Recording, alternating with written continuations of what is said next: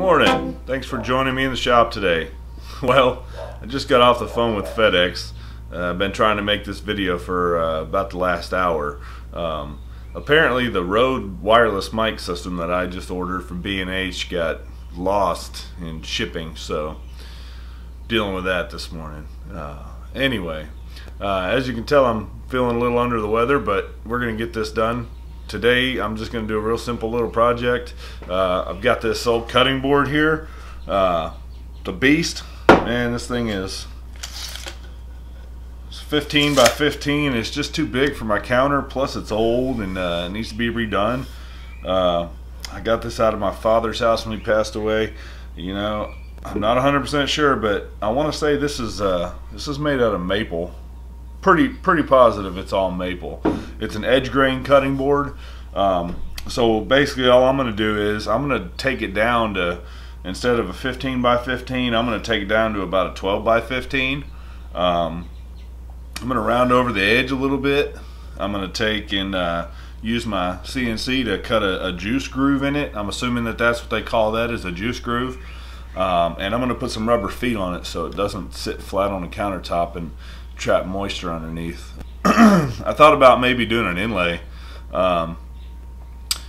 but you know, I thought about it and then I decided no, I don't want to do it because I've never done an inlay before and I don't really have time to practice on anything else right now, and I don't want to ruin this thing. It's old, it's been in the family for a while, so I'm just going to leave it as is and just refinish it and redo it.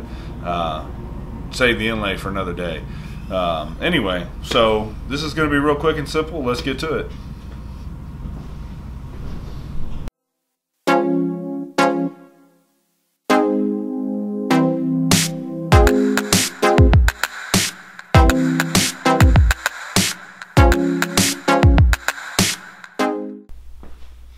Okay, so what I need to do next is I need to put it on the table saw and cut it running with the glued lines, the laminations. But when you look at this board, if you can tell on the camera, there are 3 sections in the middle that are about, I don't know, I'd say what, an inch wide, and then the rest are about half to quarter to half inch. Then there's a couple larger ones mixed in there. So what I want to do is I want to try to chop a little bit off each side to keep it sort of concentric, if you will. I don't want to chop too much off one side and then have all large pieces over here and small pieces over here. So what I'm going to do is I'm going to find the center, I'm going to measure my 12 inches out, and I'm going to chop off the excess from each end.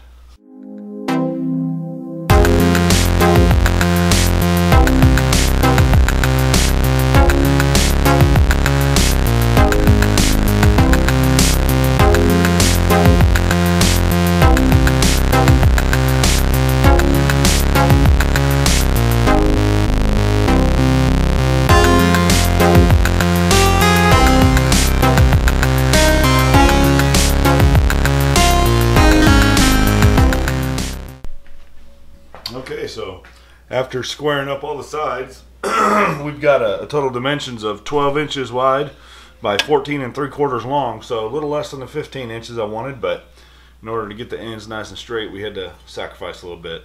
And as you can see, we're nice and square. Good to go.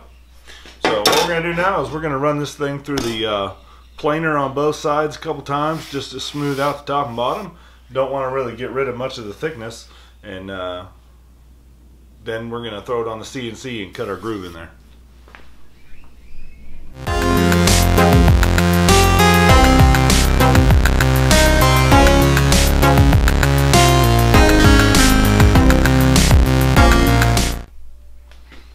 Okay, so after planing a little bit off, we're nice and smooth on both sides. And I'm pretty confident that we got a mixture of walnut and something else in here. I am still not 100% sure what it is, but anyway, I didn't want to take off much, so you can see there's still a little bit of staining in there. I think maybe that's, I don't know. We're gonna sand it down 120 grit and then do some 220, and then we'll throw it up on the CNC and we'll see what we can do with it.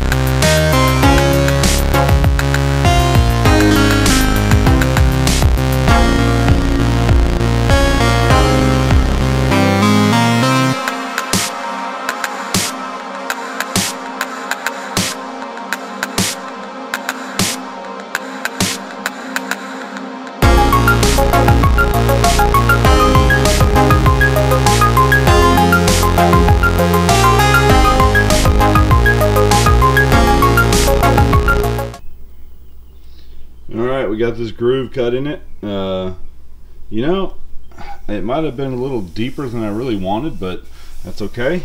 It's still gonna work. The area that I have here to actually use as a cutting surface is plenty big for me. This is actually about the size of the cutting board I've been using, so that's good, and this will keep all the blood and juice and stuff off the counter. Okay, so now that we have all that done, what I'm going to do is I'm going to go and round off the corners a little bit, do a little hand sanding in here, break down some of these sharp edges, the sides. We'll put the feet on and then we'll oil it up, and we'll be done.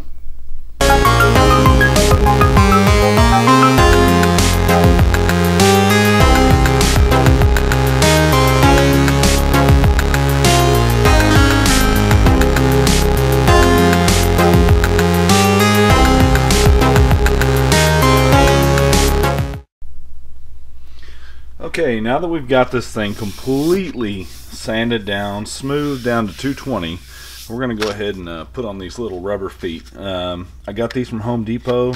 Honestly, don't remember how much they were. $5 or less anyway. So what we need to do is we need to flip this over and find out exactly where we want to mount them so that they're not too close to the edge and not too close away from the edge. Get them out of here. Now they had clear and white. I was hoping they would have black, but they didn't. So I just went ahead and got the clear ones. Figured that would look the best. They're just nice tacky rubber.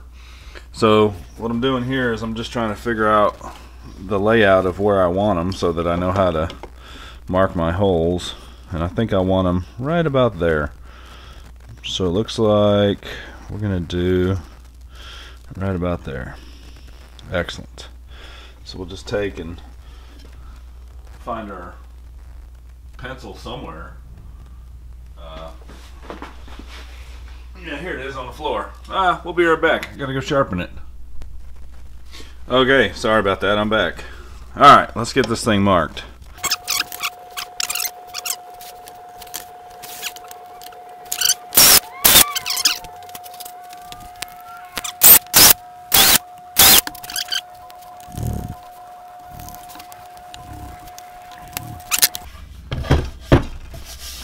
Alright, so what we're going to do now is we're going to go ahead and take this thing inside, and we're going to continue on to our last step, which is going to be to put our oil finish on the board.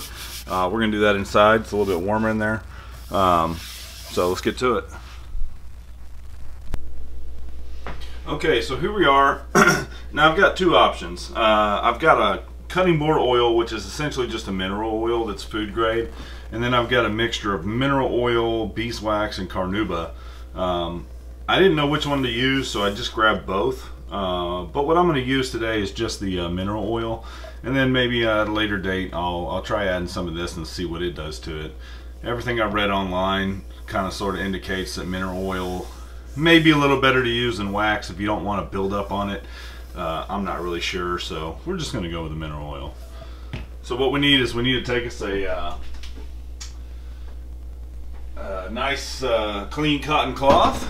And we're just going to open this up and we're going to apply liberally.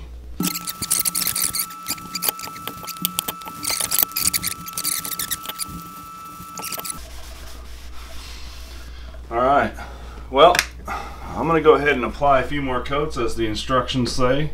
And then we'll come back and we'll show you the completely finished product in all its glory.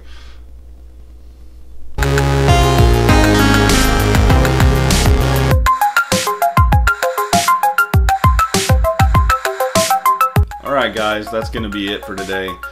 We've successfully restored an old cutting board back to its former glory. We've modified it to fit what I need it to do, and it looks good. Cost very minimal amount of money, a couple dollars for the oil to refinish it with, and basically that's it. You know, everything else, you know, tools and whatnot we already had. So anyway, I just want to say thank you for watching the video, and if you would, please hit that subscribe button if you haven't already, and you guys have a nice day.